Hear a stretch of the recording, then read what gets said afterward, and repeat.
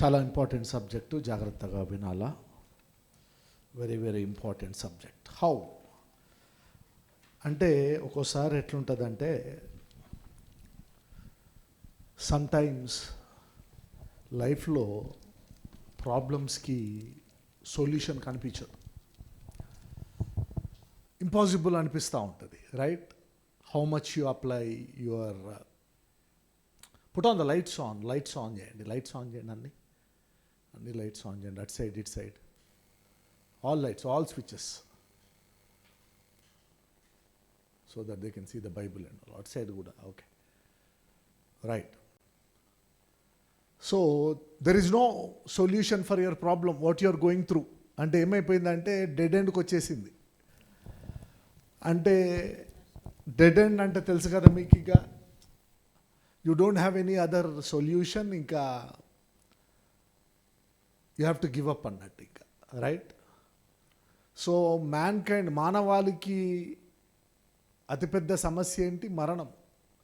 అంటే సమ్టైమ్స్ కొంతమంది పాపము ఫైనాన్షియల్ ప్రాబ్లమ్స్ తోటి, they don't know how to come out of the financial problems, they don't know how to come out of the sickness, they don't know how to come out of the family problems. వాళ్ళు ఏం చేస్తూ ఉంటారంటే, they will give up there lifes అన్నట్టు కదా.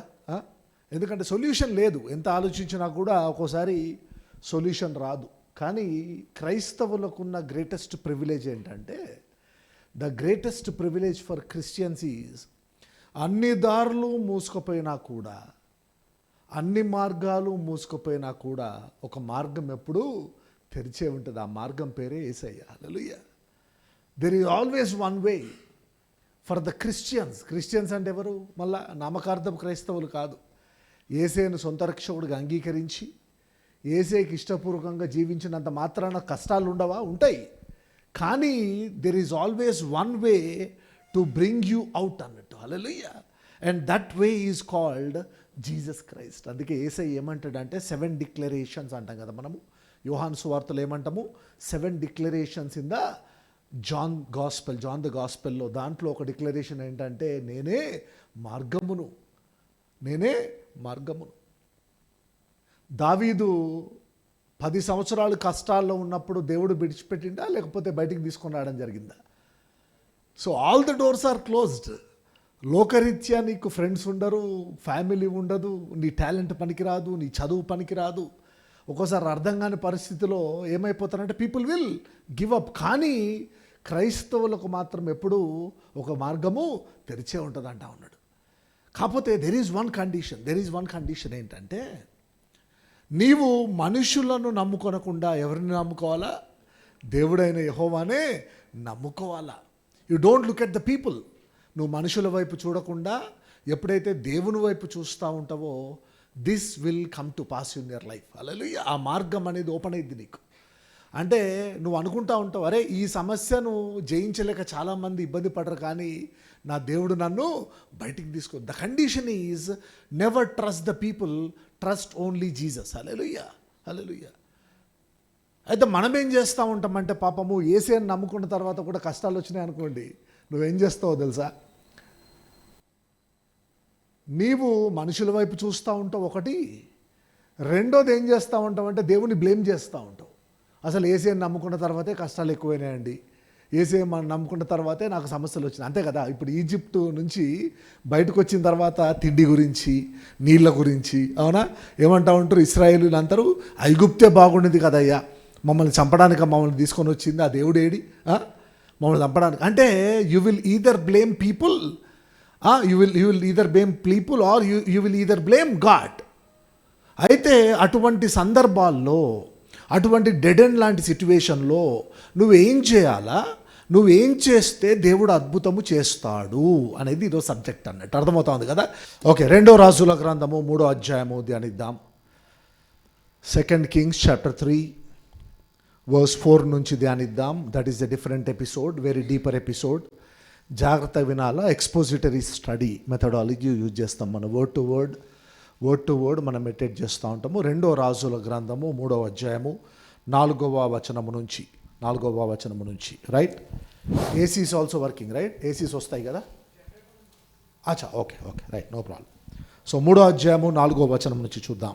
చదవమ్మా. మోయాబు రాజైన మేష అనేకమైన మందులు గలవాడై 1,00,000 గొర్రె పిల్లలను బొచ్చుగల 1,00,000 గొర్రె పొట్టేళ్లను ఇశ్రాయేలు రాజునకు పన్నుగా ఇచ్చుచుండువాడు. అదన్న పరిస్థితి. ఎవరంట? మేష మోయాబు దేశానికి రాజు. ఏం పేరు? మోయాబు దేశం రాజు పేరు మేష. మోయాబు అంటే తెలుసు కదా, గుర్తుకుంది కదా మీకు. ఇది ఇశ్రాయేలు దేశం అయితే ఇక్కడ మోయాబు ఉంటుంది. మోయాబు అనేది చిన్న దేశము. అమ్మోను, మోయాబు, ఎదోము. అమ్మోను, మోయాబు, ఎదోము, ఈ 3 కలిపి ఇప్పుడు జార్డన్ కంట్రీ అని మనం నేర్చుకున్నాం కదా. You people remember, right? So Jordan country, Ammon, Moab and Edom. Now present it is called Jordan.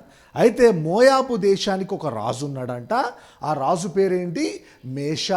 ఆ మేష ప్రతి సంవత్సరం ఇశ్రాయేలు రాజుకు ఏం చెల్లిస్తూ ఉన్నాడంట? పన్ను కడతా ఉన్నాడంట. తెలుసు కదా పన్ను అంటే?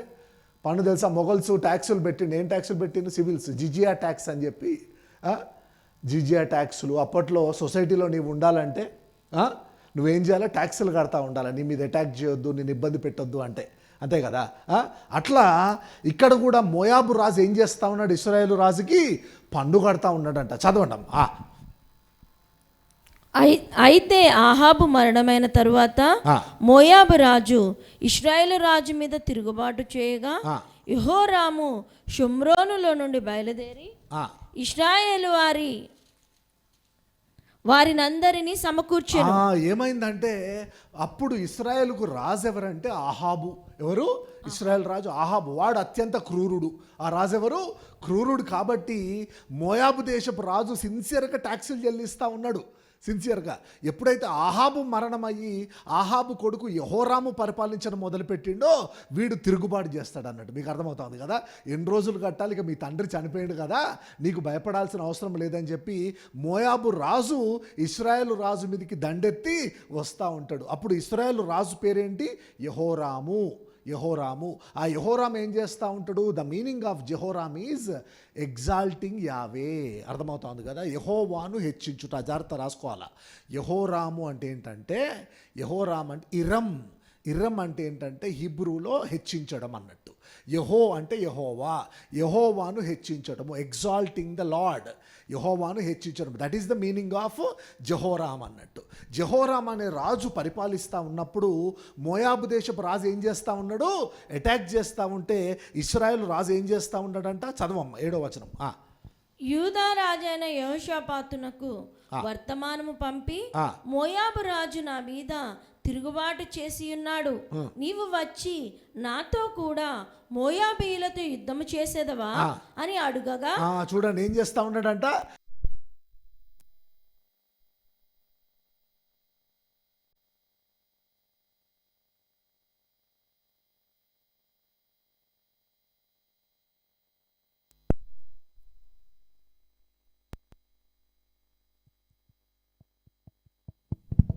Right, no problem. Power has come. Focus on the word. Focus on the word. యెహోరాము పేరుకు అర్థం ఏంటి? యెహోవా హెచ్చించును. Right, exalting the Lord. అయితే సమస్య వచ్చిందా ఇప్పుడు ఇశ్రాయేలు రాజుకి? ఏ సమస్య వచ్చింది? శత్రువు దండెత్తి వస్తూ ఉన్నాడు. ఎవరి మీదకి? ఇశ్రాయేలు రాజు మీదకి. శత్రువు ఇశ్రాయేలు రాజు కన్నా శక్తివంతుడు. అర్థమవుతోంది కదా. అంటే ఒక సమస్య వచ్చింది ఇశ్రాయేలు రాజుకి. ఆ సమస్యను జయించాలంటే ఇశ్రాయేలు రాజు కాక ఎవరి దగ్గరికి వెళ్తూ ఉన్నాడంట? యూదా రాజు దగ్గరికి వెళ్ళి యూదా రాజును సహాయం అడుగుతూ ఉన్నాడంట. అప్పుడున్న యూదా రాజు పేరేంటి? యెహోషాపాతు. అంటే సమస్య రాగానే ఎవరి దగ్గరికి వెళ్తా ఉన్నాడు? మనుషుల దగ్గరికి వెళ్తా ఉన్నాడు. అర్థమవుతుంది కదా మీకు సబ్జెక్టు. యెహోరామ్ అనే రాజుకి సమస్య రాగానే ఆ సమస్యను జయించే శక్తి లేక ఎవరిని నమ్ముకుంటా ఉన్నాడు? మనుషులను నమ్ముకుంటా ఉన్నాడు. యెహోషాపాతు రాజు దగ్గరికి వెళ్ళి నీవు నాకు సహాయం చేస్తావా అని అడుగుతా ఉన్నాడు. అయితే ఏం జరిగింది? చదవమ్మా. అతడు నేను నీ వాడనై ఉన్నాను, నా జనులు నీ జనులే, నా గుర్రములు నీ గుర్రములే, నేను బయలుదేరి వచ్చేదనని ప్రత్యుత్తరం ఇచ్చాడు. ఏమంటా ఉన్నాడు? వెంటనే యెహోషాపాతు రాజు మంచి రాజు. యెహోషాపాతు ఎవరో తెలుసా?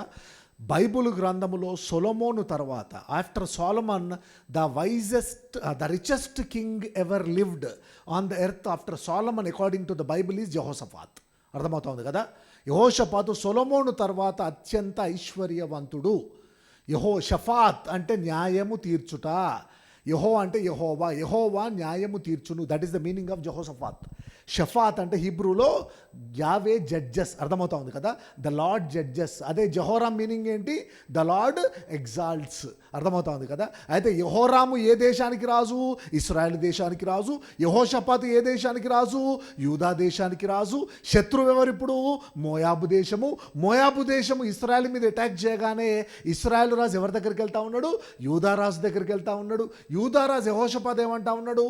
నా జనులు నీ జనులే, నా గుర్రములు నీ గుర్రములే, నీకు సహాయం చేస్తా అని చెప్పి యెహోషాపాతు ఒప్పుకుంటా ఉన్నాడు యుద్ధానికి రావడానికి అని చెప్పి. చదవమ్మా. మనము ఏ మార్గమున పోవుదమని యెహోషాపాతును అడగగా అతడు ఏదోము మార్గం, అరణ్య మార్గముగా పోవుదమని చెప్పాను. జాగ్రత్త వినాలి. ఇప్పుడు చూడండి, ఇదేమో ఇశ్రాయేలు రాజ్యం, అంతే కదా. అకార్డింగ్ టు జాగ్రఫికల్ మ్యాప్స్ చెప్తా ఉన్నా మీకు. మ్యాప్ ప్రకారం పైన ఏముంది? ఇశ్రాయేల్ ఉంది. కింద ఏముంది? యూదా రాజ్యం ఉంది. యూదా పక్కన ఎదోము ఉంటుంది, అర్థమవుతుంది కదా. యూదా పక్కన ఎదోము ఉంటుంది అకార్డింగ్ టు జాగ్రఫికల్ మ్యాప్. అయితే ఇప్పుడు ఏం చేస్తూ ఉన్నాడు?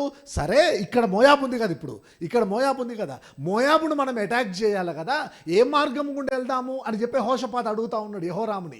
దానికి యెహోరాము ఏం చెప్తా ఉన్నాడంటే, నేను ఇక్కడి నుంచి బయలుదేరి నీ దగ్గరకు వస్తా, నీ దగ్గరకు వచ్చిన తర్వాత నీవు నేను కలిసి ఎదోము మార్గమున, అంటే పక్కన ఎదోము రాజును కూడా కలుపుకొని, ఎదోము సైన్యాన్ని కూడా కలుపుకొని అట్లా మోయాబు మీదికి పోదామని చెప్తా ఉన్నాడు, అర్థమవుతుంది కదా.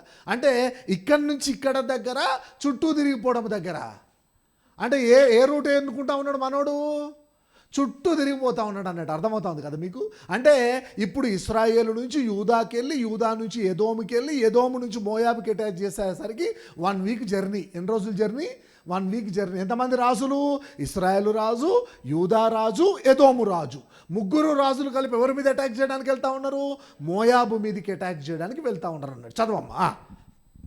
ఇశ్రాయేలు రాజును, యూదా రాజును, ఎదోము రాజును బయలుదేరి 7 దినముల చుట్టూ తిరిగిన తరువాత వారితో కూడానున్న దండువారికి పశువులకును నీళ్లు లేకపోయింది అన్నట్టు పరిస్థితి. 7 రోజులు ట్రావెల్ చేసి యాక్చువల్గా యుద్ధానికి వచ్చేసరికి ఏమైపోయింది? తాగడానికి నీళ్లు లేవు. ఎవరికి లేవు? సైన్యానికి లేవు, గుర్రాలకి లేవు, అక్కడ వాళ్ళతో పాటు ఉన్న దేనికి కూడా ఏం లేవంటే వీళ్ళకి కూడా నీళ్లు లేవు. అప్పుడు ఏం జరుగుతూ ఉన్నది? చదవమ్మా. ఇశ్రాయేలు రాజు కటకట ముగ్గురు రాజులమైన మనలను మోయాబీల చేతికి అప్పగింపవలనని యెహోవా మనలను పిలిచిననగా వెంటనే ఏమంటా ఉన్నాడు? యెహోరాము ఏమంటా ఉన్నాడు? కటకట అనండి అందరు, కటకట అనండి అందరూ, కటకట ఏమంటా ఉన్నాడు? యెహోరాము ఏమంటా ఉన్నాడు? కటకట. చదవండి, మళ్ళీ చదవండి. కటకట కటకట ముగ్గురు రాజులమైన మనలను మోయాబీల చేతికి అప్పగింపవలనని యెహోవా మనలను పిలిచిననగా. ఎవరు పిలుస్తా ఉన్నారట వీళ్ళని అప్పగించాలని మోయాబుకు? యెహోవా దేవుడే పిలుస్తా ఉన్నాడని ఏమంటా ఉన్నాడు? కటకట. ఎన్నిసార్లు ప్రార్థన చేసిండు యెహోరాము? ఎన్నిసార్లు ప్రార్థన చేసి? ఉపవాస ప్రార్థన చేసిండా? లేకపోతే 3 రోజుల ప్రార్థన, 21 రోజుల ప్రార్థన, 40 రోజుల ప్రార్థనలు ఏమైనా చేసిండా? అసలు మందిరానికి వెళ్ళిండా? ప్రవక్తల దగ్గరికి వెళ్ళిండా? యాజకుని దగ్గరికి వెళ్ళిండా? బలులు ఏమన్నా అర్పించిండా? పాప క్షమాపణ కోరుకుంటే ఎందుకు వచ్చింది సమస్య అని చెప్పి దేవుడి దగ్గర విచారం చేస్తూ ఉన్నాడా? లేకపోతే సమస్య రాగానే మనుషుల దగ్గరికి వెళ్తూ ఉన్నాడా? అంటే దేవుడు తెలుసు, యేసే నమ్ముకున్నావు, కానీ ఒక ప్రాబ్లం నిన్ను ఇబ్బంది పెడతా ఉంది. ప్రాబ్లం రాగానే నీ మైండ్లోకి ఎవరు వస్తూ ఉన్నారు? ఫస్ట్ నీకు మనుషులు. అయితే మనుషులను నమ్ముకున్నావు. మనుషులను నమ్ముకున్న తర్వాత కొన్ని రోజులు ట్రావెల్ చేయడం జరిగింది. ఒకరోజు ఏమైపోయింది? మళ్ళా నీతో పాటు ఉన్నోడు కూడా ఇబ్బంది పడతా ఉన్నాడు. అదే హైలైట్. ఫస్ట్ నీ ఒక్కరికే ఇబ్బంది, తర్వాత నీకు సాయం చేద్దామంటే బయలుదేరిలో కూడా ఏం లేదు, ఇప్పుడు నీళ్ళు లేవు. అయితే అప్పుడేమంటా ఉన్నావు? కటకట. నీ జీవితంలో మందిరానికి రావు. క్రిస్మస్ కనిపిస్తే మళ్ళీ క్రిస్మస్కి ఒక బ్రదర్ 3 సంవత్సరాలకు వచ్చిండు క్రిస్మస్కి, 3 సంవత్సరాల తర్వాత వచ్చిండు. ఇది హైలైట్. ఒక క్రిస్మస్ కనిపించిండు, తర్వాత 3 ఏళ్ళ తర్వాత కనిపించిండు మళ్ళీ క్రిస్మస్కి. వచ్చి అడుగుతా ఉన్నాడు, ఈ పెయింట్లు ఎప్పుడు వేసిళ్ళు, ఈ కుర్చీలు ఎప్పుడు కొన్నారు, ఈ ఫ్యాన్లు ఎప్పుడు పెట్టించు? మనోడు వచ్చింది 3 ఏళ్ళకు. ఎన్నేళ్ళకు? నువ్వు చర్చికి రావు, నువ్వు వాక్యం ధ్యానించవు, నువ్వు కుటుంబ ప్రార్థన చేసుకోవు, నువ్వు దేవుడి దగ్గరికి విచారణ చేయవు. కానీ సమస్య వచ్చినప్పుడు ఏమంటావు నువ్వు? కటకట. యెహోవాయే మనలను పిలిచెను అంటే you will start blaming God. You will never pray, you will never come to the holy presence of God. You are never a disciplined Christian. If a problem is dominating you, do you know? ఈజీగా accessible ఉండి ఏ మాట అయినా పడేది ఎవరో తెలుసా? ఏసయ్యే. అందుకే సాత్వికుడు, దీన మనస్కుడు, కృపామేడు అని పేరు పెట్టింది ఆయనకు. మీకు అర్థమవుతుంది కదా? సాత్వికుడు, నువ్వు ఏది చేసినా లాస్ట్కి ఒక పాయింట్ వరకు మనుషులు పడతారు, ఫ్యూ పీపుల్, అంటే మనుషులు తట్టుకుంటారు. కానీ ఏదో ఒక పాయింట్లో వాళ్ళు నీకు ఎగనెస్ట్గా రెబల్ అవుతారు. కానీ నువ్వు ఏది చేసినా ఏమన్నా పడుండేది ఎవరు? యేసయ్యే. ఏమంటా ఉన్నాడు? యెహోరాము ప్రార్థన చేసుకున్నాడా? ప్రాబ్లం రాగానే ఎవరి దగ్గరికి వెళ్తా ఉన్నాడు? మనుషుల దగ్గరికి వెళ్ళి, మనుషులు కూడా హెల్ప్ చేయలేని సిచ్యువేషన్ వచ్చినప్పుడు దేవుడే నన్ను ఈ స్థితికి తీసుకొని రావడం జరిగిందని ఏం చేస్తా ఉన్నాడు? He started blaming God. ఇక్కడ ఏంటిదంటే జెహోరామ్ క్యారెక్టర్ రాసుకోండి. The qualities of Jehoram is trusting the people all the time, and nothing works out blaming God. These are the qualities అన్నట్టు. నువ్వు పొద్దున్న లేస్తే ఎవరు నమ్ముకుంటావు? మనుషులను నమ్ముకుంటావు. మనుషులు ఒక టైం వరకు తర్వాత ఏం చేస్తూ ఉంటారు? నీకు హెల్ప్ చేయలేని స్థితికి వచ్చినప్పుడు you will start blaming God. You are getting my point. These are the qualities అన్నట్టు. ఈరోజు 2 రకాల క్రైస్తవుల గురించి చూస్తూ ఉన్నాము. ప్యూర్ క్రిస్టియన్స్ మెసేజ్ ఇది. ఏంటిది? 100% క్రైస్తవులకే ఈ మెసేజ్. క్రైస్తవుల్లో 2 రకాలు ఉన్నారు అన్నట్టు. ఏంటిదంటే ఒక ఫస్ట్ రకం ఏంటిది? ప్రాబ్లం రాగానే టక్కున ఎవరు నమ్ముకుంటారు? మనుషులను నమ్ముకుంటారు. మనుషులను నమ్ముకున్న తర్వాత ఏమైపోతావు? కొన్ని రోజులు బాగానే ఉంటుంది. కొన్ని రోజులు బాగున్న తర్వాత ఏమైపోతావు? One fine day again you will come to a point where people will be helpless. అప్పుడు ఏం చేస్తూ ఉంటావు? నువ్వు దేవుణ్ణి బ్లేమ్ చేస్తూ ఉంటావు. ఏంటి 2 క్వాలిటీస్ ఏంటి?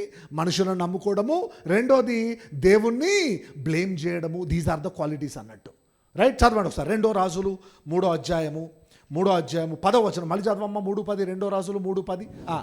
ఇశ్రాయేలు రాజు కటకట అండర్లైన్ చేసిన పాయింట్ అది. కటకట నాకెందుకు ఉద్యోగం పోయింది, కటకట నాకెందుకు పెళ్లి కాదు, కటకట నాకెందుకు పిల్లలు పుట్టరు, కటకట ఈ రోగం ఎందుకు పోదు, కటకట అని చెప్పి నీ జీవితంలో నువ్వు ప్రార్థన చేయవు, చర్చికి రావు, దేవునికి ఇష్టపూర్వకంగా జీవించవు. కానీ ప్రాబ్లం వస్తే ఏమంటా ఉన్నాడు రాజు? కటకట అంటా ఉన్నాడు. You are getting my point. చదవమ్మా.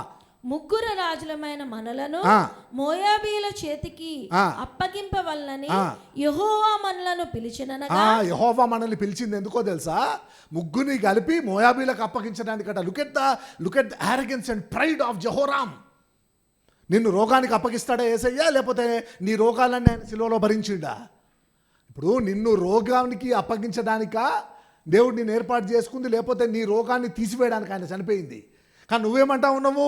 నన్ను మరణానికి అప్పగించడానికే తీసుకొచ్చినాని. అంటే నీకు జీవాన్ని ఇవ్వడానికి ఆయన మరణానికి అప్పగించుకున్నాడా, లేకపోతే నిన్ను మరణానికి అప్పగించడానికా? You are getting my point, right? అయితే ఏమైందంట? చదవమ్మా.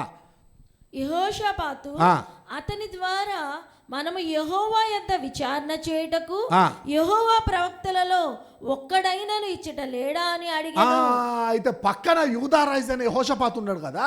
యెహోషాపాతు ఏమంటా ఉన్నాడంటే యెహోరాముతోటి, కటకట దేవుడు మనల్ని అప్పగించడానికి తీసుకొచ్చినా నువ్వు బాధపడకు. యెహోవా ప్రవక్తల్లో ఇశ్రాయేలు దేశంలో ఎవరైనా ప్రవక్త ఉన్నాడా? ఆ ప్రవక్త దగ్గరికి వెళ్ళి ప్రార్థన చేయించుకుందాము, ఆ ప్రవక్త దగ్గరికి వెళ్ళి విచారణ చేద్దాము. నేను, యూదారాజు, ఎదోము రాజు, 3 రాజులము కలిసి మోయాబు దేశం మీదకి వెళ్తా ఉంటే ఇటువంటి పరిస్థితి వచ్చింది మాకు, ఇది ఎందుకు వచ్చిందని చెప్పి దేవుడి దగ్గర విచారణ చేయడానికి ప్రవక్త ఎవరైనా ఉన్నారా మీ దేశంలో అని అడుగుతా ఉన్నాడు. హల్లెలూయా. అంటే యెహోషాపాతు 2వ రకం క్రిస్టియన్ అన్నట్టు. ఇద్దరు క్రైస్తవులే. ఒక క్రైస్తవుడు ఏం చేస్తాడు? సమస్య వస్తే మనుషులను నమ్ముకుంటాడు, దేవుణ్ణి బ్లేమ్ చేస్తూ ఉంటాడు. ఇంకో క్రైస్తవుడు ఏం చేస్తూ ఉన్నాడు? సమస్య రాగానే దేవుడి దగ్గరికి వెళ్దాము, దేవుని దగ్గర విచారణ చేద్దాము, అసలు దేవుని ఉద్దేశం ఏంటో కనుక్కుందాము, దాని తర్వాత మనం ప్రొసీడ్ అవుదాం అంటా ఉన్నాడు. ఇంకొక ఏమైనా అంటా ఉన్నాడు? దేవుడే మనల్ని ఈ సమస్యకు తీసుకొని వచ్చింది అంటా ఉన్నాడు. చూడండి, that is the difference between the 2 different Christians, 2 types of Christians అన్నట్టు. One is ready to blame the God all the time. One is always dependent on the people. The second one is inquiring with the Lord. Faith. ఏంటి? యెహోషాపాతు ఏం చేస్తా ఉన్నాడు? విశ్వాసం ఉంది నాకు, దేవుడు ఆ ప్రవక్త ద్వారా మనతో మాట్లాడతాడు. ఒకసారి ఎవరైనా ఉన్నారా ప్రవక్త మీ దేశంలో అని చెప్పి యెహోషాపాతు ఇశ్రాయేలు రాజును అడుగుతా ఉన్నాడు. అప్పుడు ఏం జరిగిందంట? చదవమ్మా. అంతటా ఇశ్రాయేలు రాజు సేవకుల్లో ఒకడు ఏలియా చేతుల మీద నీళ్లు పోయిచూ వచ్చిన షాపాతు కుమారుడైన ఎలీషా ఇక్కడ ఉన్నాడని చెప్పగా. ఏమంటా ఉన్నాడు? ఎలీషా ప్రవక్త ఉన్నాడని చెప్తలేడు. ఏలియా అని ఒక ప్రవక్త ఉండేటోడు, ఆ ప్రవక్త చేతుల మీద నీళ్లు పోసేటోడు ఒకడు ఉండేటోడు అసిస్టెంటు, వాడిప్పుడు మళ్ళీ ప్రాఫిట్ అయ్యిండు, వాడొకడు ఉన్నాడు ఎలీషా అని చెప్తా ఉన్నాడు అన్నట్టు. Look how he's introducing Elisha, the great prophet Elisha. అంటే ఎంత లైట్ తీసుకుంటా ఉన్నాడు చూడండి. ఇశ్రాయేలు రాజు ఎలీషాని ఏం చేస్తా ఉన్నాడు, ఆ ఉండట్లే ఏలియా చేతుల మీద నీళ్లు పోసిన ఎలీషా అని ఒక ప్రవక్త ఉన్నాడు, ఆయన మాత్రం ఉండడని చెప్తా ఉన్నాడు. తర్వాత యెహోషాపాతు ఏమంటా ఉన్నాడు చదవండి. యెహోషాపాతు యెహోవా ఆజ్ఞ ఇచ్చి ఇతని ద్వారా మనకు దొరుకునెను. యెహోవా ఆజ్ఞ ఇతని ద్వారా మనకు దొరుకునెను.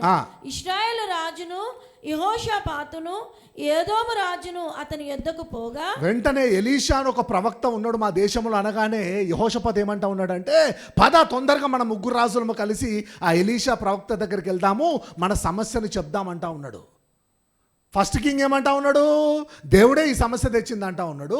సెకండ్ రాజు ఏమంటా ఉన్నాడు, అసలు ఈ సమస్య ఎందుకు వచ్చింది, ఈ సమస్యకు సొల్యూషన్ మనకు కావాలని చెప్పి దేవుడి దగ్గరికి వెళ్తా ఉన్నాడు. ఒక రాజేమో మనుషుల దగ్గరికి వెళ్తా ఉన్నాడు, ఒక రాజేమో దేవుడి దగ్గరికి వెళ్తా ఉన్నాడు. ప్రాబ్లం మాత్రము ఒకటే. తర్వాత ఏం జరిగింది? ఎలీషా ఇశ్రాయేలు రాజును చూచి, నాతో నీకు నిమిత్తమేమి, నీ తల్లిదండ్రులు ఉంచుకొని నా ప్రవక్తల యొద్దకు పొమ్మని చెప్పెను. అలాగనవద్దు, మోయాబీల చేతికి అప్పగింపవలనని యెహోవా రాజులమైన మా ముగ్గురిని పిలిచినని ఇశ్రాయేలు రాజు అతనితో అనినప్పుడు ఎలీషా ఇట్లనెను, ఎవని సన్నిధిని నేను నిలవబడి ఉన్నానో ఇశ్రాయేలు దేవుడైన ఆ యెహోవా జీవము తోడు యూదా రాజైన యెహోషాపాతును నేను గౌరవము చేయని ఎడల నిన్ను చూచుటకైనను లక్ష్య పెట్టుటకైనను ఒప్పకపోదును. ఆల్రెడీ యెహోరాము వాళ్ళు బయలుదేవతకు మొక్కుతా ఉంటారు. వాళ్ళ తల్లిదండ్రులు వీళ్ళందరూ కూడా బయలుదేవతకు మొక్కుతా ఉంటారు యెహోవా దేవుని వదిలిపెట్టి. ఎలీషా దగ్గరికి వెళ్ళినప్పుడు ఏమంటా ఉన్నాడు తెలుసా, మీ తల్లిదండ్రులు నమ్ముకున్న దేవుళ్ళ దగ్గరికి పోరా బాబు, ఇక్కడికి ఎందుకు వచ్చినామంటా ఉన్నాడు. లేదు మోయాబు చేతుల రాజు చేతికి అప్పగిద్దాం అనుకుంటా ఉన్నాడు దేవుడు. దాని గురించే ముగ్గురు రాజులను కలిసి వచ్చినామంటే ఏమంటా ఉన్నాడు తెలుసా, యెహోషాపాతు నీతో పాటు రాకపోతే నీ ముఖం చూడడం కూడా నాకు ఇష్టం లేదంటా ఉన్నాడు. ఏమంటా ఉన్నాడు ఎలీషా ఇశ్రాయేలు రాజుతోటి, యెహోషాపాతు నీతోటి రాకపోయి ఉంటే నీ ముఖము కూడా చూడడానికి నాకు ఇష్టం లేదు. యెహోషాపాతు రాజును తీసుకొని వచ్చినావు కాబట్టి, యెహోషాపాతు దేవుని యందు భయభక్తులు అడిగినాడు కాబట్టి నీకు అపాయింట్మెంట్ ఇస్తా ఉన్నా అని చెప్తా ఉన్నాడు. ఎవరు? ఎలీషా. చదవమ్మా. నా యొద్దకు వీణ వాయించగల ఒకరిని తీసుకుని రమ్ము. వాద్యకుడు అక్కడ వచ్చి వాయించుచుండగా యెహోవా హస్తం అతని మీదికి వచ్చెను గనుక అతడు ఈ మాట ప్రకటన చేసి, జాగ్రత్త వినాలి, పైన చదవండి, అండర్లైన్ చేయాలి. 15th verse is very important. నా యొద్దకు వీణ వాయించగల ఒకరిని తీసుకొని రమ్ము. వాద్యకుడు ఒకడు వచ్చి వాయించుచుండగా యెహోవా హస్తము అతని మీదికి వచ్చెను గనుక అతడు ఈ మాట ప్రకటన చేసెను. విచారణ చేయడానికన్నా ముందు ఎలీషా ఒక వర్షిపర్ని పిలుస్తూ ఉన్నాడు. You're getting my point, right? ఒక వర్షిపర్ని పిలిచి ఆరాధన చేపిస్తూ ఉన్నాడు. ఎప్పుడైతే ఆరాధన చేస్తూ ఉంటామో ఏమొచ్చిందంట, యెహోవా హస్తము ఎలీషా మీదికి దిగి వచ్చిందంట. That is the purpose of the worship. మీకు అర్థమవుతుంది కదా? The purpose of the worship is the hand of the Lord, the spirit of the Lord will come upon to the man of God and he will speak the words of the God to the church అన్నట్టు. Hallelujah. That is the purpose of the church. అర్థమవుతా ఉందా? ఆరాధన ఉద్దేశం ఏంటంటే, నువ్వు ఎప్పుడైతే ఆరాధిస్తావో, నువ్వు ఆరాధిస్తున్న స్థలము మీదికి, ఆ దైవజనుని మీదికి దేవుని ఆత్మ దిగి వచ్చి దేవుని మాటలు దైవజనుడు మాట్లాడుతూ ఉంటాడు. That is the purpose of the worship అన్నట్టు. అందుకే చాలామంది టైంకి వచ్చేస్తారు. ఏ టైంకి? వాక్యానికి. 10 o'clock చర్చ్ అనుకోండి, ఫర్ ఎగ్జాంపుల్ 11కి వాక్యం స్టార్ట్ చేస్తాం అనుకోండి, మనలు 11:15 బయలుదేరుతారు. That will not work out. నీకు మెసేజ్ కాదు important, entire order of service is important. The importance of the worship is while you are worshipping the hand of the Lord will come upon to the church. Hallelujah, praise God. మాట్లాడే దైవజనుడి మీదికి, ఏ సంఘముతో మాట్లాడాలో ఆ సంఘం మీదికి దేవుని ఆత్మ దిగి వచ్చి దేవుని మాటలు దైవజనుడు మాట్లాడుతూ ఉంటాడు సంఘముతోటి. That is the purpose of the worship. Elisha లాంటి ప్రవక్త కూడా ముందేం చేస్తూ ఉన్నాడు? ఆరాధకుని పిలిపిస్తూ ఉన్నాడు. ఆరాధించిన తర్వాత యెహోవా హస్తము ఎలీషా మీదికి దిగి వచ్చింది. చదవండి. యెహోవా సెలవిచ్చినదేమనగా, ఈ లోయలో చాలా గోతులను త్రవ్వించుడి. లోయ అండర్లైన్ చేయండి. లోయ లోయ అంటే ఏంటంటే meaning, the spiritual meaning of the valley is, లోయ ఆత్మీయ అర్థం ఏంటంటే lowest condition of your life, lowest condition of the Christian life అన్నట్టు. అంటే అత్యంత దీనమైన స్థితిలో ఉన్న క్రైస్తవునికి సాదృశ్యము లోయ. అర్థమవుతోంది కదా. ఇంకా అంతకన్నా దరిద్రం ఉండదు, ఇక అంతకన్నా రోగం ఉండదు, ఇక అంతకన్నా దారుణమైన సిట్యువేషన్ ఉండదు ఇంకా. అర్థమవుతోంది కదా. ఆ దీనమైన అంటే దేవుడేదో అద్భుతము చేస్తే తప్ప నువ్వు లోయలో నుంచి బయటికి రాలేని పరిస్థితి అన్నట్టు. లోయ, the meaning of valley is, the spiritual meaning of the valley is the lowest condition of a child of God, of a Christian is called the valley. అర్థమవుతోంది కదా. అంటే గాఢాంధకారపు లోయలో నేను నడిచినను, నేను సంచరించినను, నేను భయపడను, యెహోవా నాకు తోడయ్యుండును అంటాడు. ఎవరన్నారు ఈ మాట? దావీదు మాట్లాడుతూ ఉంటాడు. ఏమంటాడు దావీదు? గాఢాంధకారపులు అంటే ఎంత దీనమైన స్థితిలో నేనున్నా కూడా నా దేవుడు నన్ను విడిచిపెట్టడానికి క్లాసికల్గా రాసిండేది ఎన్నో కీర్తన, అది కీర్తనలు 23, Psalm 23, one of the classical psalms written by King David. అర్థమవుతుంది కదా మీకు. ఇప్పుడు ఆ లోయలో, ఆ అత్యంత దీనమైన స్థితిలో, అంటే మనుషులు లేరు నీకు హెల్ప్ చేయడానికి, ఫ్రెండ్స్ లేరు, ఫ్యామిలీ లేరు, ఎడ్యుకేషన్ హెల్ప్ కావట్లేదు, ఎక్స్పీరియన్స్ హెల్ప్ కావట్లేదు, దేవుడు తప్ప దిక్కులేని పరిస్థితి ఏదైతే ఉంటుందో దాన్ని ఏమంటాం మనము? లోయ. అర్థమవుతుంది కదా. You are getting my point, right? The definition of valley is friends are not available, family is helpless, every one, the worldly connections అన్నట్టు. లోకానుసారంగా నీకు ఎటువంటి సహాయము దొరకదు, అయిపోయింది నీ పనిగా. దాన్ని ఏమంటారంటే వ్యాలీ ఎక్స్పీరియన్స్ అంటారు అన్నట్టు. అర్థమవుతుంది కదా. అయితే ఏమంటా ఉన్నాడు, ఇప్పుడు ఏ పరిస్థితిలో ఉన్నారంటే వీళ్ళు ముగ్గురు రాజులు కూడా లోయ లాంటి అనుభవంలో ఉన్నారంటాడు. మీకు అర్థమవుతుంది కదా. They are going through the valley of experience అన్నట్టు. ఆల్ 3 కింగ్స్ ఎవరు వారికి సహాయం చేయడానికి లేరు. ఇశ్రాయేలు రాజు యూదారాజును నమ్ముకున్నాడు, యూదారాజు ఎదోం రాజును నమ్ముకున్నాడు, ముగ్గురు హెల్ప్లెస్ అయిపోయింది. ఇప్పుడు అర్థమవుతుంది కదా మీకు. అంటే ముగ్గురు కూడా ఎక్కడున్నారు? ఇప్పుడు లోయలో ఉన్నారు, ద లోయెస్ట్ కండిషన్ అన్నట్టు. ఆ కండిషన్లో ఎవరి దగ్గరికి వెళ్తా ఉన్నాడు? యెహోషాపాతు దేవుడి దగ్గరికి వెళ్తా ఉన్నాడు. దేవుని దగ్గరికి వెళ్ళినప్పుడు ఎలీషా ఆరాధికుని పిలిపించి ఆరాధిస్తూ ఉంటే దేవుని ఆత్మ దిగి వచ్చి ఏం మాట్లాడుతూ ఉన్నాడు? ఈ లోయలోనే నీవు అనేక గోతులను త్రవ్వించుడి. చదవమ్మా. యెహోవా సెలవిచ్చినదేమనగా, గాలియే గాని, పైన చదవమ్మా, 16 చదవమ్మా. యెహోవా సెలవిచ్చినదేమనగా, ఈ లోయలో చాలా గోతులను త్రవ్వించుడి. యెహోవా సెలవిచ్చినదేమనగా, గాలియే గాని వర్షమే గాని రాకపోయినను మీరును మీ మందలను మీ పశువులను త్రాగుటకు ఈ లోయ నీళ్లతో నిండును. హల్లెలూయా, ప్రైజ్ గాడ్. ఎవరు? ఎలీషా. ఎవరు? Which calling he is dwelling in? Prophetic calling అన్నట్టు. ప్రాఫెట్ అంటే ఎవరు? ప్రవక్త అంటే ఎవరు? Though is gifted with the spirit of prophecy. ప్రవచన వరము చేత అభిషేకించబడిన వాళ్ళని ఏమంటారు? ప్రవక్తలు అంటారు అన్నట్టు. ప్రవక్త అంటే ఏంటి? జరగబోయేదాన్ని దేవుడి నుంచి తీసుకొని ప్రజలకు మెసేజ్ డెలివర్ చేస్తూ ఉంటారు, వాళ్ళనే ప్రాఫెట్స్ అంటారు అన్నట్టు. ప్రాఫెట్ ఏం చెప్తా ఉన్నాడు? నీవేం చేయాలంటే ఏ లోయలో అయితే నీవు ఉన్నావో విశ్వాసముతోటి ఆ లోయలో నువ్వేం చేయాలా? గోతులను తవ్వించుడి. గోతులను తవ్వించుడు. వర్షాకాలం కాదు. అర్థమవుతుంది కదా. వర్షాలు లేవు, మబ్బులు లేవు, గాలి లేదు. ఇట్ ఈస్ అన్సీజన్ ఫర్ రెయిన్స్ అన్నట్టు. అయినా కూడా నీకు సీజన్ ఉన్నా లేకపోయినా, నీకు టాలెంట్ ఉన్నా లేకపోయినా, నీవు దేవుడి దగ్గరికి విచారం చేయడానికి రావడం జరిగింది కాబట్టి నీవు బలహీనతలు ఎవరు నమ్ముకుంటా ఉన్నావు? నీ వల్ల కాని సిచ్యువేషన్లు ఎవరు నమ్ముకుంటా ఉన్నావు? నువ్వు దేవుణ్ణి నమ్ముకుంటా ఉన్నావు. కాబట్టి దేవుడు ఏం చేస్తా ఉన్నాడు? ఇప్పుడు ఒక అద్భుతం చేయబోతా ఉన్నాడు. ఇదే లోయలో మీరు ఏం చేయండి అంటే, don't focus on the problem, don't focus on the enemy. దేవుని మాటకు విధేయత కలిగి మీరు ఏం చేయండి అంటే, ఈ లోయలో గోతులను తవ్వించుడి. రేపు ఉదయం కల్లా గాలి లేకున్నా వర్షం లేకున్నా గోతులో ఏముంటాయంట? నీళ్లుంటాయి అని చెప్పి ఏం చేస్తూ ఉన్నాడు? ప్రవక్త ప్రవచిస్తూ ఉన్నాడు. Hallelujah, praise God.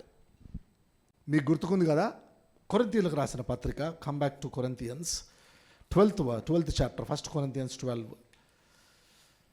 Very important. 2 Corinthians chapter 12 ఇంతకుముందు మాట్లాడుకున్నాం. మళ్ళీ I'm repeating once again so that you people will clearly understand what God is trying to teach. 12వ అధ్యాయం 7వ వచనం, 2 కొరింథీయులు 12:7. నాకు కలిగిన ప్రత్యక్షతలు బహు విశేషముగా ఉన్నందున నేను అత్యధికముగా హెచ్చిపోకుండా నిమిత్తము నా శరీరములో ఒక ముళ్ళు. ఏమొచ్చిందంట? ఏమొచ్చింది? పౌలుకి శరీరములో ఒక ముళ్ళు వచ్చింది. ఈ సబ్జెక్ట్ మనం మాట్లాడుకున్నాము కదా. శరీరంలో ముళ్ళు వచ్చినప్పుడు ఏం చేస్తూ ఉన్నాడు పౌలు?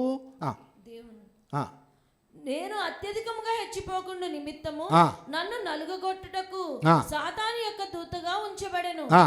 ఇది నా యుద్ధ నుండి తొలగిపోవాలని దాని విషయమై ముమ్మారు ప్రభువుని వేడుకొంటిని. అంటే శరీరంలో ముళ్ళు ఉందనుకోండి, రోగం ఉందనుకోండి, నువ్వు బలపడతావా బలహీనపడతావా? ఆర్థిక సమస్య నిన్ను బలహీనపరుస్తుందా బలపరుస్తుందా? అంటే ఏ సమస్య వచ్చినా నిన్ను బలహీనపరుస్తుందా బలపరుస్తుందా? అంటే ఆ బలహీనతను పట్టుకొని పౌలు ఎవరి దగ్గరకు వస్తూ ఉన్నాడు? ఇక్కడ చూడండి, పౌలు తిమోతి దగ్గరికి, లూకా దగ్గరికి, సంఘము దగ్గరికి వెళ్ళినట్టు రాసుందా? ఏం చేస్తా ఉన్నాడు ఇక్కడ? అది నా యొద్ద నుండి తొలగిపోవాలని దాని విషయమై ముమ్మారు ప్రభువును వేడుకొంటిని. అంటే బలహీనత రాగానే ఏ బలహీనతనైతే నువ్వు జయించలేకపోతా ఉన్నావో ఆ వీక్నెస్ను పట్టుకొని పౌలు ఎక్కడికి వస్తూ ఉన్నాడు? ఆ ప్రేయర్ రిక్వెస్ట్ను పట్టుకొని ఎక్కడికి వస్తూ ఉన్నాడు? ఆ ప్రాబ్లమ్ను పట్టుకొని ఎవరి దగ్గరకు వస్తూ ఉన్నాడు? You are getting my point, right? వ్యాపారం గురించి చింతిస్తూ ఉన్నావా? లేకపోతే ఇల్లు గురించి చింతిస్తూ ఉన్నావా? హీలింగ్ గురించి చింతిస్తూ ఉన్నావా? డెలివరెన్స్ గురించి చింతిస్తావా? Whatever might be the problem, నువ్వు మనుషులకు చెప్పుకోవట్లేదు. పౌలు ఏం చేస్తూ ఉన్నాడు? బలహీనత రాగానే ఆ బలహీనత పట్టుకొని ఎవరి దగ్గరకు వస్తూ ఉన్నాడు? దేవుడి దగ్గరకు వచ్చి ఎన్నిసార్లు వేడుకున్నాడు? ముమ్మారు ప్రభువును వేడుకొనను. పౌలు లాంటోడు ముమ్మారు కోరుకుంటే మనం 300 సార్లు చేయాలా? అర్థమవుతుందా లేదా? అయితే ఏం జరిగిందంట? చదవమ్మా. నా కృప నీకు చాలు. అందుకు అండర్లైన్ చేయండి ఆ పాయింట్. ఎందుకంటే నీకు సమస్య వచ్చినప్పుడు, నీకు బలహీనత ఉన్నప్పుడు నువ్వు మనుషులను నమ్ముకోకుండా నా దగ్గరకు వచ్చినావు కాబట్టి అదన్నట్టు statement. You're getting my point, right? నువ్వు నీ పని నువ్వు చూసుకొని ఇంట్లో పెట్టుకున్నావు అనుకో, నా కృప నీకు చాలు అని చెప్పి అర్థం కాదు. ఇంట్లోకి ఎంటర్ కాగానే భలే ఉంటాయి, మై గ్రేస్ ఈజ్ సఫిషియంట్ అని. మై గ్రేస్ ఈజ్ సఫిషియంట్ కాదు, మొత్తం స్టేట్మెంట్ ఏంటి? అందుకు నా కృప చాలును. That is the full statement అన్నట్టు. అందుకు అంటే ఎందుకు? నీవు సమస్య ఉన్నప్పుడు, నీకు బలహీనత ఉన్నప్పుడు నువ్వు మనుషులను నమ్ముకొనకుండా నా దగ్గరికి రావడం జరిగింది కాబట్టి అందుకు నా కృప నీకు చాలును. Grace is for not everyone. Grace is for those people who 100% depend on God. Hallelujah. కృప అంటే ఏంటి? What is the meaning of grace? Unmerited favour of God. కృప అంటే నీకు యోగ్యత లేకున్నా, నీకు అర్హత లేకున్నా దేవుడు నిన్ను ఆశీర్వదించడమే కృప. అయితే అరే బాబు, ఇంతవరకు నడిపించింది నా కృపే కాబట్టి ఇప్పుడు బలహీనత నుండి మళ్ళీ నా దగ్గరకు వచ్చినావు కాబట్టి అందుకు నా కృప నీకు చాలును. Grace is for those people who humbly come to the presence of God and beseech God. Hallelujah. అయితే నా వల్ల కాట్లేదు ప్రభువా, నీవేదో ఒకటి చేయాలి ప్రభువా అని ఎవరైతే బతిన్లాడుకుంటారో వాళ్ళకి కృప. హల్లెలూయా.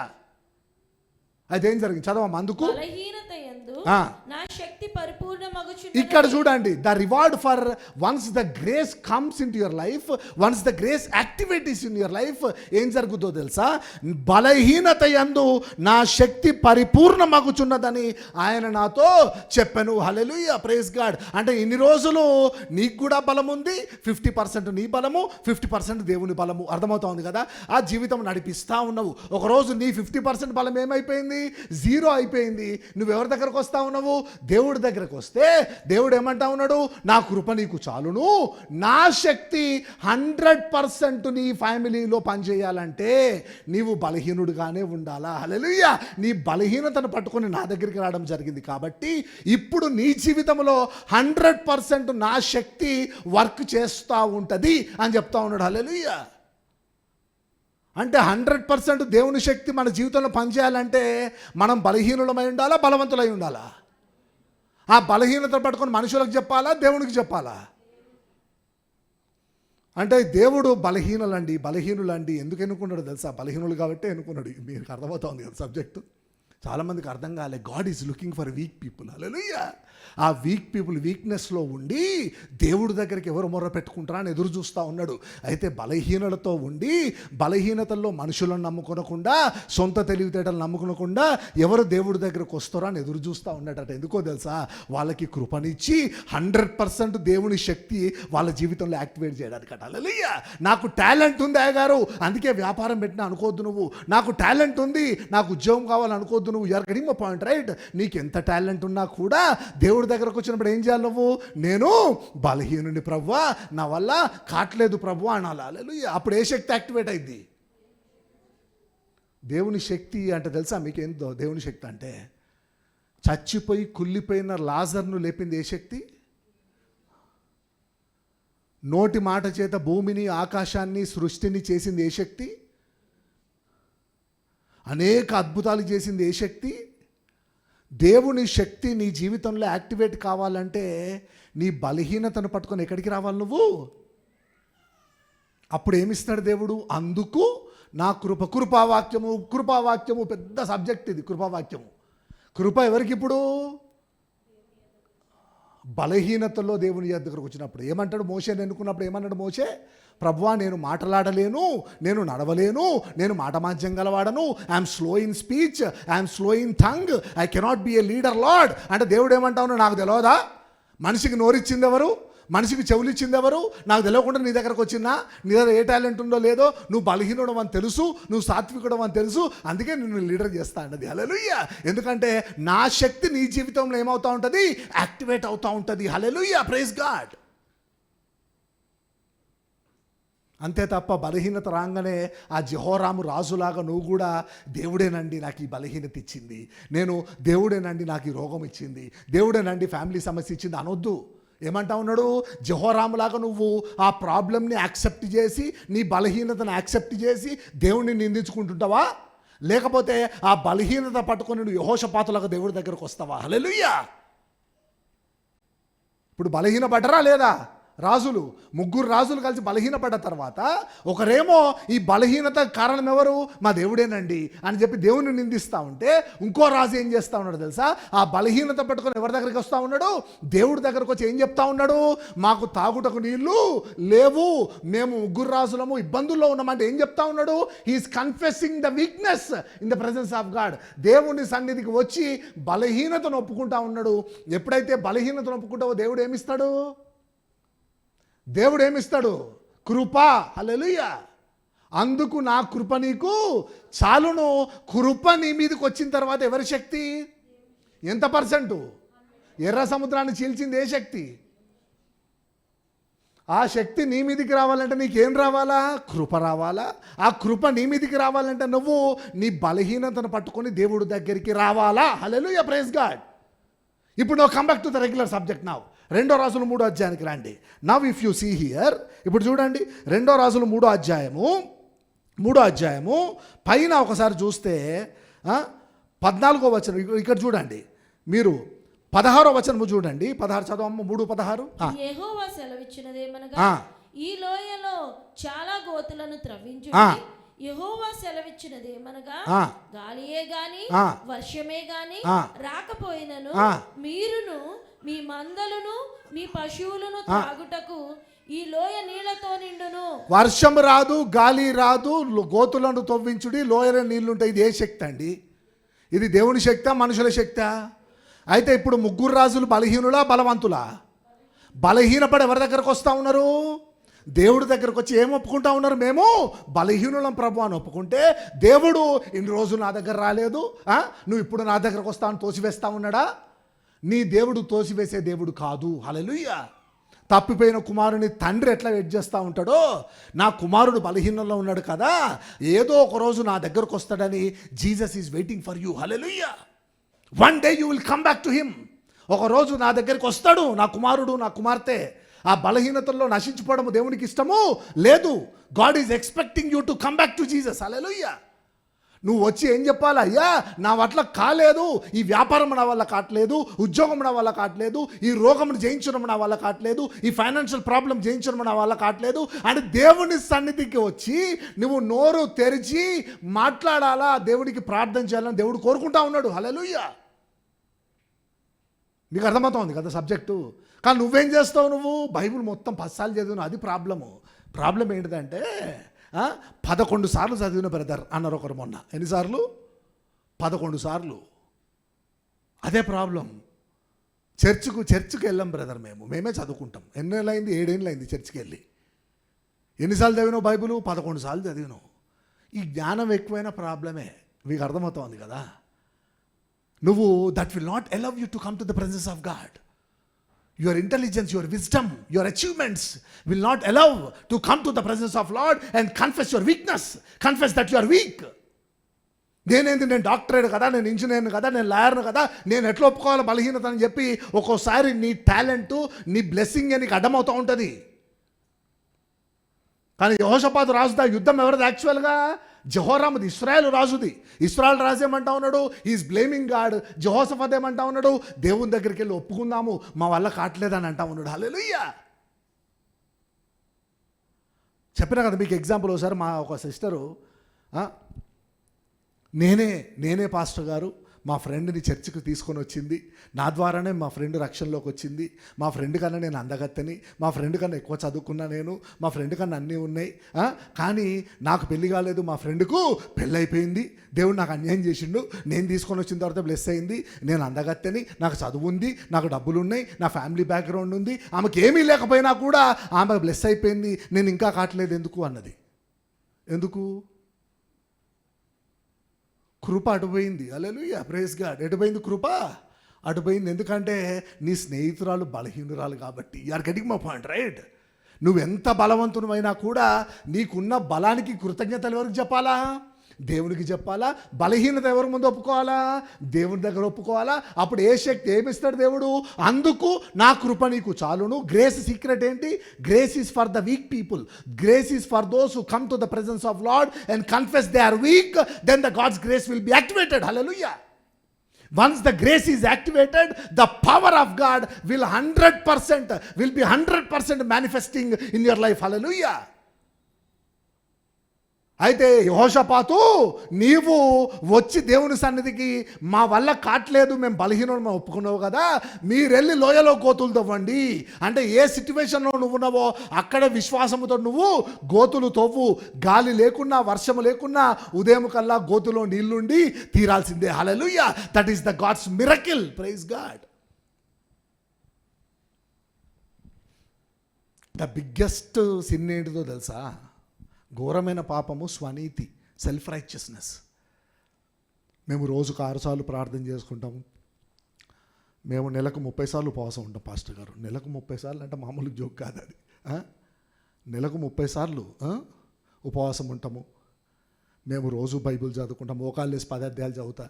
వాళ్ళు చదువుకోరు, వాళ్ళు కారు కొనుక్కున్నారు, వాళ్ళు చదువుకోరు, వాళ్ళు ఇల్లు కొనుక్కున్నారు, వాళ్ళు చర్చికి రారు, పెళ్ళైపోతూ ఉన్నది.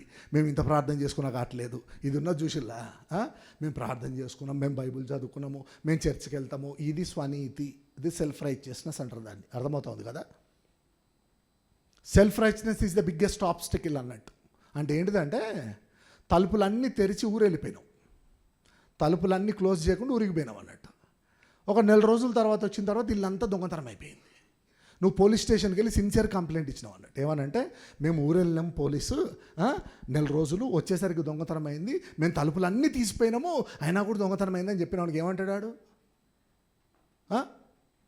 మేము తాళా లేకుండా తలుపులన్నీ తీసుకుపోయినాము, దొంగతనం అయింది అనుకో ఏమంటారు? జోకులు చేస్తూ ఉంటారా మాతోటి అంటారా? అవునా కాదా? అంటే స్వనీతి అంటే ఏంటిదంటే నువ్వు ఓపెన్ చేసి వెళ్ళిపోతావు అన్నట్టు, వచ్చేసరికి అంత పోతుంది అన్నట్టు. అది అన్నట్టు సమస్య. నువ్వు అనుకుంటా ఉన్నావు తలుపులు వేసినా అని చెప్పి, కానీ యాక్చువల్గా ఏంటిది? డోర్స్ అన్నీ ఓపెన్ ఉన్నాయి అన్నట్టు. అంటే బలవంతుని కదా నన్ను ఎందుకు బ్లెస్ చేయవు అనేది గర్వము. బలవంతునిమైనా బలహీనతను పట్టుకొని దేవునికి దగ్గర రావడం ఏంటిది? తగ్గింపు.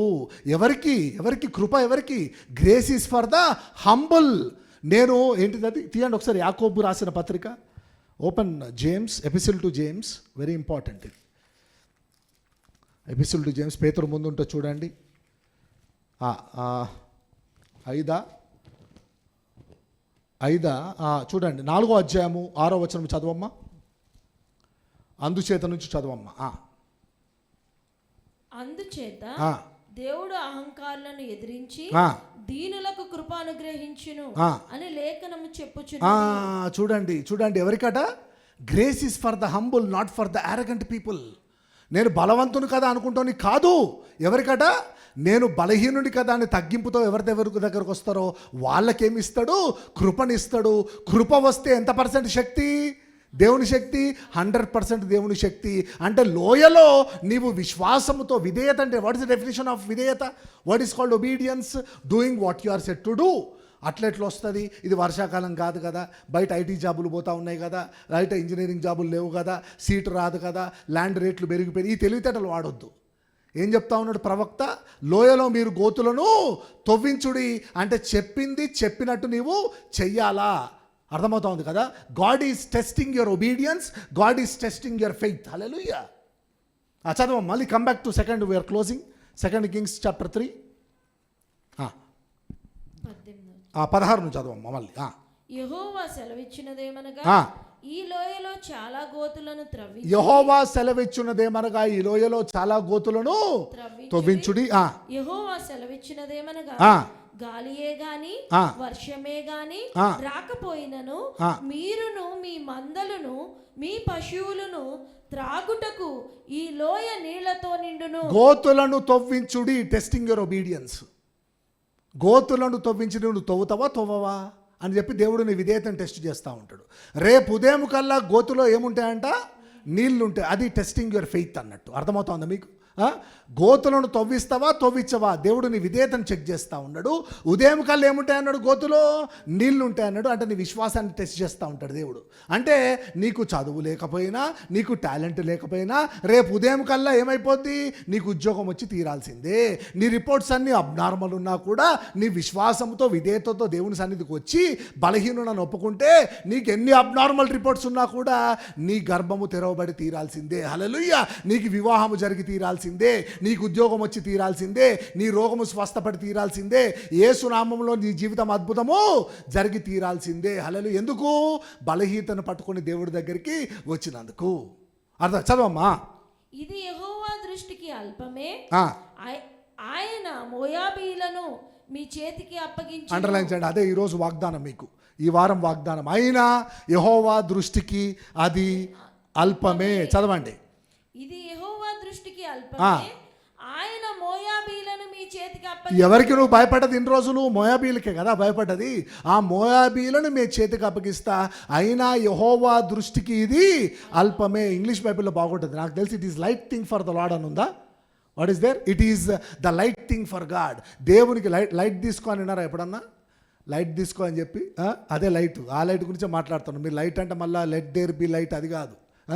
లైట్ అంటే ఏంటంటే దేవునికి నీ జీవితంలో అద్భుతము చేయడము స్వల్ప విషయమే. హల్లెలూయా, ప్రైజ్ గాడ్. నీ రోగాన్ని స్వస్థపరచడము, ఆ రోగాన్ని జయించడము నీకు ఇంపాసిబుల్ ఏమో, కానీ నీవు నమ్ముకున్న దేవునికి స్వల్ప విషయమే. హల్లెలూయా. ఆ ఉద్యోగాన్ని జయించడము నీకు ఇంపాసిబుల్ ఏమో, నీవు నమ్ముకున్న దేవునికి చాలా లైట్ అంట. Hallelujah, praise God. You are getting my point, right? ఎప్పుడైతే దేవుడి దగ్గరికి వస్తావో నీ సమస్యను మిరాకిల్గా మార్చడానికి it is light thing for your Lord. Hallelujah. That is the promise అన్నాడు. అయినాను దేవునికి ఇది ఏంటిది? యెహోవా దృష్టికి ఇది అల్పమే. Whatever the problem you're mentioning today, నువ్వు ఏ ప్రాబ్లంనైనా దేవునికి చెప్పు, ఆ ప్రాబ్లంని టెస్టిమోనీగా మార్చడము దేవునికి అల్పమే అనండి. అందరు చెప్పండి, నా సమస్యను సాక్ష్యముగా మార్చడము యేసయ్యకు అల్పమే. ఈరోజు నా సమస్యను నా దేవుడు నా చేతికి అప్పగిస్తా ఉన్నాడు. హల్లెలూయా. ఇప్పుడు చెప్పండి, ఇంకా రాసుకోండి. ఇంకా నీకు ఫైనాన్షియల్ ప్రాబ్లమా? దేవుడు నీ చేతికి అప్పగించబోతా ఉన్నాడు. ఎందుకంటే అది నీకు టఫ్ ఏమో, కానీ నీ దేవునికి చాలా లైట్ అంట. హల్లెలూయా. డాక్టర్స్ ఇంపాసిబుల్ అని చెప్పడం జరిగిందా? దేవుడు ఈరోజు మిరకిల్ చేస్తూ ఉన్నాడు. ఎందుకంటే అది డాక్టర్స్కి ఇంపాసిబుల్ ఏమో, నీ దేవునికి మాత్రం అది చాలా లైట్ థింగ్ అని చెప్తా ఉన్నాడు. హల్లెలూయా. కానీ దేవుడు లోకం ఎంత గివప్ అయినా కూడా, నీవెంత గివప్ అయినా కూడా, ఆ గివప్ అయిన ప్రాబ్లంని కూడా దేవుడు సాక్ష్యముగా మార్చడానికి యేసేకు అల్పమే. Hallelujah, praise God. That is the promise God is giving us today. అయితే నీకు టాలెంట్ ఉన్నా లేకపోయినా, నీవు ప్రయత్నించినా ప్రయత్నించకపోయినా, నీకు అర్హత ఉన్నా లేకపోయినా, ఈరోజు నువ్వు దేవుని సన్నిధికి వచ్చినందుకు ఈ వారం, వచ్చే వారం కల్లా నీ గోతిలో నీళ్లుండి తీరాల్సిందే. హల్లెలూయా. నీళ్లు ఆశీర్వాదానికి, రక్షణకు సాదృశ్యం. Hallelujah. Water resembles salvation and water resembles everlasting blessing. Hallelujah. వాటర్కి ఎవరు సాదృశ్యం? యేసయ్యే. నేనే జీవ జలమును, నన్ను తాగువాడు ఎప్పటికీ దప్పికొనడు. అంటే ఈసారి నేను చేసే అద్భుతంతోటి ఇంకా లైఫ్లో నువ్వు దప్పికొనమని చెప్తా ఉన్నాడు. హల్లెలూయా. చదవమ్మా, కంటిన్యూ చేయమ్మా. రాసుకున్నారు కదా promise for the day. Promise for the day ఏంటి? 18th verse. ఇది యెహోవా దృష్టికి అల్పమే, ఆయన మోయాబీలను మీ చేతికి అప్పగించును. ఇది నా సమస్య నా యేసేకు అల్పమే. ఈరోజు నా సమస్యను నా దేవుడు నా చేతికి అప్పగించును. ఆమేన్ అని రాసుకోవాలి. చదవమ్మా. మీరు ప్రాకారం గల ప్రతి పట్టణమును, రమ్యమైన ప్రతి పట్టణమును కొల్లబెట్టి ఆ, మంచి చెట్లనెలా నరికి ఆ, నీళ్ల బావులన్నిటిని పూడ్చి ఆ. సమస్తమైన మంచి భూములను రాళ్లతో నిరిపివేయుదురు అని అసలు యాక్చువల్గా పోయింది ఎందుకు? నీళ్లు లేవని చెప్పి. నీళ్లు లేవని చెప్పినందుకు నీళ్ళు ఇవ్వడంతో ఆపేస్తా ఉన్నాడా, లేకపోతే ఇంకేమంటా ఉన్నాడు?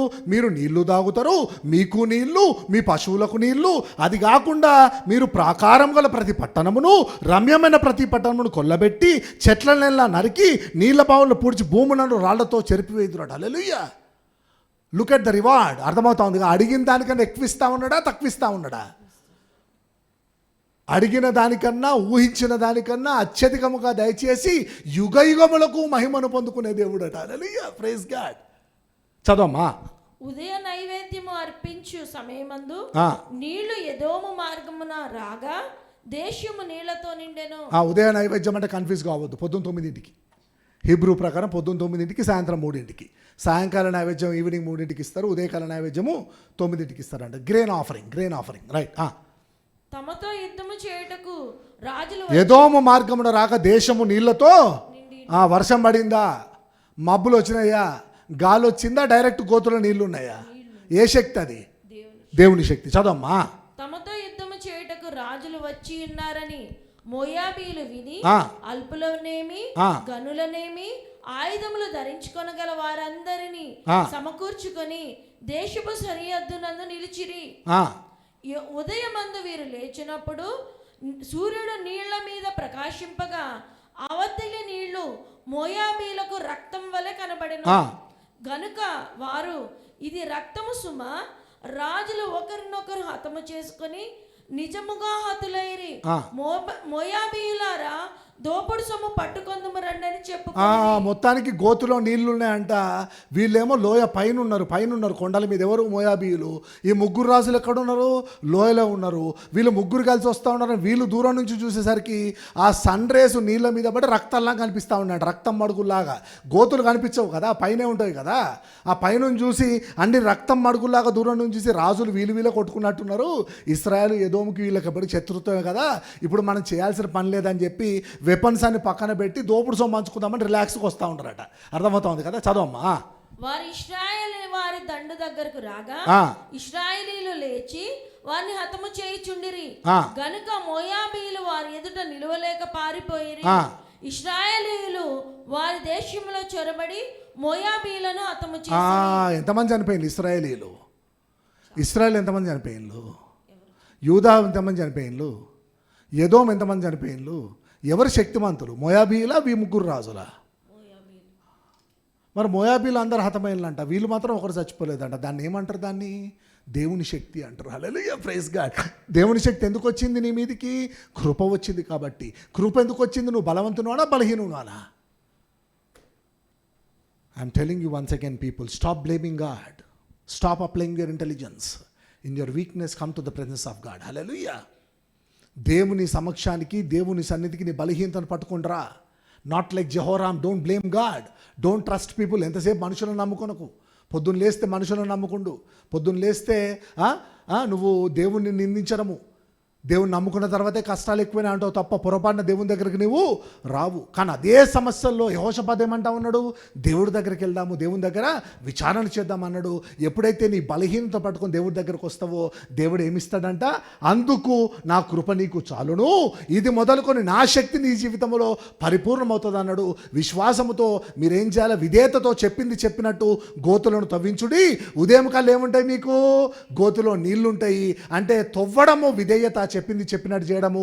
ఉదయం ఖచ్చితంగా నీళ్ళు వస్తాయని నువ్వు ఎదురు చూడడమే విశ్వాసము. The combination of obedience and faith will be activated through the grace of God when you come to the presence of God and confess that you are weak. Hallelujah. నాకు టాలెంట్ ఉంది, నేను బిజినెస్ మొదలు పెడతా. నాకు talent ఉంది, నేను ఇంటర్వ్యూకి వెళ్తా. నాకు టాలెంట్ ఉంది, నేను ఏదైనా చేయగలుగుతా అనుకోవద్దు. నీకు టాలెంట్ ఉన్నా కూడా ఆ టాలెంట్ ఇచ్చిన దేవునికే కృతజ్ఞతలు. కానీ నేను బలహీనురాలిని ప్రభువా, నేను బలహీనుని ప్రభువా అని యెహోషాపాతు దగ్గరికి నువ్వు తగ్గింపుతో వస్తే అప్పుడు ఏ శక్తి దిగి వస్తుంది నీ ఇంటి మీదకి? దేవుని శక్తి. అప్పుడు ఏమైపోతుంది? నువ్వు కష్టపడ్డా కష్టపడకపోయినా ఉదయం కల్లా గోతులో హల్లెలూయా, ప్రైజ్ గాడ్. నువ్వు కష్టపడిపోయినా రిపోర్ట్స్ నార్మలు రావాల్సిందే. నువ్వు కష్టపడకపోయినా దేవుడి దగ్గరకు వచ్చి ఒప్పుకున్నందుకు ఉద్యోగంలో అద్భుతము, వ్యాపారంలో అద్భుతము, కుటుంబంలో అద్భుతము, wherever you go you will experience the miracles in your life in Jesus name. Hallelujah. అయితే శత్రువు చూడండి how God is handling the enemy. వాడు దూరం నుంచి చూసి రక్తం అడుగులు అనుకున్నాడట, వాడు క్యాజువల్గా వచ్చేసరికి వీళ్ళందరూ వాడి మీద పడి చంపుతా ఉన్నారు. చదవమ్మ క్లోజింగ్. కంటిన్యూ. హతము చేసిరి 25. మరియు వారు పట్టణములను పడగొట్టి సమస్తమైన మంచి భూభాగముల మీద తల యొక్క రాయి వేసి నింపి నీళ్ల బావులన్నిటినీ పూడ్చి మంచి చెట్లన్నిటినీ నరికి వేసిరి. కిర్హరేసతు పట్టణమును మాత్రము వారు విడిచిపెట్టిరు గనుక దాని ప్రాకారము నిలిచి ఉండెను గాని ఒడిసెలలు విసురువారు దాన్ని చుట్టుకొని రాళ్లు విసురుచు వచ్చిరి. మోయాబు రాజు యుద్ధము బహు కఠినముగా జరుగుట చూచి కత్తితో 700 మందిని ఏర్పరచుకొని ఏదోము రాజునొద్దకు తీసుకొని పోవడానికి యత్నించెను గాని అది వారి వల్ల కాకపోయెను.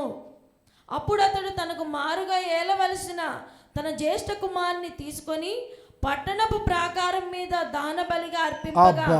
చూడండి ఏం చేస్తా ఉన్నాడంటే వాడు మోయాబు రాజు పట్టణ ప్రాకారం మీద సొంత కొడుకుని, ఎదిగిన కొడుకుని, వాని తర్వాత రాజు కావాల్సిన కొడుకును బలిగా అర్పిస్తూ ఉన్నాడంట. అది చూసి ఇశ్రాయేలు వారి మీదకి కోపం బహుగా వచ్చింది కనుక వారు అతనిని విడిచి తమ దేశమునకు మరలిపోయారు. ఇంకా నేను చంపాల్సిన పని లేదురా, నీ సొంత కొడుకు నువ్వే చంపుకున్నావు కదా, that is the biggest punishment, కాబట్టి మేమేం చేయాల్సిన పని లేదని చెప్పి ఇశ్రాయేలు వారు వెళ్ళిపోవడం జరిగిందంట. మళ్ళీ చెప్తా ఉన్నాను. 1 కొరింథీయులు 1వ అధ్యాయము ఒకసారి 21వ వచనం చదవండి. Very important. 1 Corinthians chapter 1 ఎక్కడమ్మా? 17 21?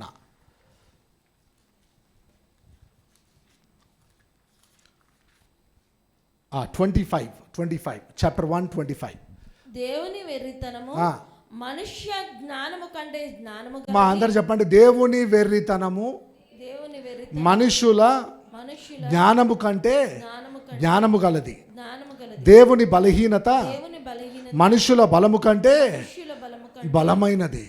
నువ్వు ఏదైతే నీ బలం అనుకుంటా ఉన్నావో God can handle your strength through his weakness అట. హల్లెలూయా. ఇప్పుడు దూరం నుంచి మోయాబు రాజులు ఆ గోతిలో నీళ్లు చూసి రక్తంలాగా దేవుడు ఏం చేస్తూ ఉన్నాడు? వాళ్ళని దేవుని వెర్రితనంతోటి బలవంతులైన మోయాబీలను హ్యాండిల్ చేస్తూ ఉన్నాడు. Hallelujah. God's foolishness is as wiser than men's wisdom. God's ఏంటిది అది? Weakness is mightier than men's might. Hallelujah, praise God. నీ దేవుని వెర్రితనము చాలు నీ జీవితంలో అద్భుతం చేయడానికి. హల్లెలూయా. నీ దేవుని బలహీనత చాలు నిన్ను గొప్పగా ఆశీర్వదించడానికి. అందరం లేచి చూచుందాం. ఎవరైతే నమ్ముతా ఉన్నారో యెహోషాపాతులాగా ప్రార్థన చేయండి. The prayer of Jehoshaphat king. Lord, I am weak father. నీ ప్రాబ్లంను హైలైట్ చేయి. ప్రభువా, నేను బలహీనుణ్ణి, ఈ వ్యాపారం చేయడం నా వల్ల కాట్లేదు ప్రభువా, నా ఫ్యామిలీని నడిపించడం నా వల్ల కాట్లేదు ప్రభువా, ఫైనాన్షియల్ ప్రాబ్లం జయించడం నా వల్ల కాట్లేదు ప్రభువా, రోగాన్ని జయించడం నా వల్ల కాట్లేదు ప్రభువా. Come to the presence of lord.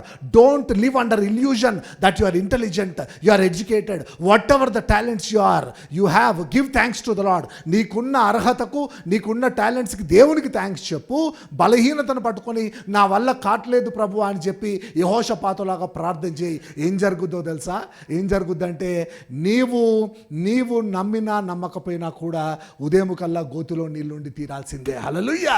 ఆ మ్యారేజ్ ఎట్లా జరుగుతుందో నీకు అవసరం లేదు. It is light thing for God. నీ వివాహంలో అద్భుతము చేయడము, గర్భఫల విషయంలో అద్భుతము చేయడము, వ్యాపారంలో అద్భుతము చేయడము, ఉద్యోగంలో అద్భుతము చేయడము, స్వస్థతలో అద్భుతము చేయడము, సమృద్ధిలో అద్భుతము చేయడము, సాల్వేషన్లో అద్భుతము చేయడము నీ దేవునికి అల్పమే. Hallelujah, praise God. అందరం కళ్ళు మూసుకొని ప్రార్థన చేసుకున్నాం. Keep praying to the lord, keep praying to the lord. Hallelujah. Thank you lord. అవును ప్రభువా, నేను బలహీనుణ్ణి, నేను బలహీనురాలను. ఎట్లా జయించాలో నాకు అర్థం కావట్లేదు. నా శత్రువుని ఎట్లా జయించాలో అర్థం కావట్లేదు. ఈ రోగమును ఎట్లా జయించాలి, ఈ నిరుద్యోగాన్ని ఎట్లా జయించాలి, ఈ వివాహ సమస్యను ఎట్లా జయించాలి, ఈ గర్భఫల సమస్యను ఎట్లా జయించాలి, వ్యాపారమును ఎట్లా ముందుకు నడిపించాలి, అయా సొంత ఇల్లు విషయంలో ఎట్లా ముందుకెళ్ళాలి, అనేక సమస్యలు ఉన్నాయి ప్రభువా. ఎటు వెళ్ళాలో అర్థం కాని పరిస్థితిలో ఈరోజు నీ సన్నిధికి వచ్చి అవును ప్రభువా నా వల్ల కాట్లేదు ప్రభువా అని ప్రార్థిస్తున్నారు. వారందరి మీదకి నీ కృప దిగి వచ్చును గాక. నీ కృప వచ్చిందంటే ప్రభువా పరిపూర్ణముగా దేవుని శక్తి లార్డ్ ఈరోజు నుంచి నీ బిడ్డల జీవితంలో, నీ బిడ్డల కుటుంబంలో, నీ బిడ్డలు ఎక్కడికి వెళితే అక్కడ దేవుని శక్తి పరిపూర్ణముగా దిగివచ్చును గాక. ఇది మొదలుకొని పరిపూర్ణమైన దేవుని శక్తి నీ బిడ్డలు అనుభవించుదురు గాక. ప్రభువా, అయ్యా ఈ రోగము పోదన్నారా, స్వస్థత కలిగి తీరాల్సిందే. ఎందుకంటే నీ దగ్గరికి వచ్చి బలహీనలు ఒప్పుకున్నారు కాబట్టి. అవును ప్రభు, అర్హత ఉన్నా లేకపోయినా, యోగ్యత ఉన్నా లేకపోయినా, తండ్రి గోతిలో నీళ్లుండి తీరాల్సిందే. హల్లెలూయా. ఇంకా గర్భము తెరుచుకోదన్నారా డాక్టర్లు, గోతిలో నీళ్లుండి తీరాల్సిందే. హల్లెలూయా. వివాహం జరిగే సమయం అయిపోయిందా, యేసు నామములో గోతిలో నీళ్లుండి తీరాల్సిందే. ఆ ఉద్యోగ విషయంలో, వ్యాపార విషయంలో, అన్ని రంగాల్లో కూడా నీవు బహుగా ఆశీర్వదించబడి తీరాల్సిందే. ఏ శత్రువు అయితే భయపెట్టాడో వాడు నాశనమై తీరాల్సిందే యేసు నామములో. ఇటువంటి గొప్ప కార్యములు, ఇటువంటి గొప్ప అద్భుతములు చేయడము నీ జీవితంలో నీవు నమ్ముకున్న యేసేకి అల్పమే. ఈరోజు నీ సమస్యను దేవుడు నీ చేతికి అప్పగిస్తా ఉన్నాడు. విధేయతతో, విశ్వాసముతో జీవించి నీవు దేవుణ్ణి మహిమపరచాలని యేసు నామములో ప్రార్థిస్తున్నాము తండ్రి. ఆమేన్.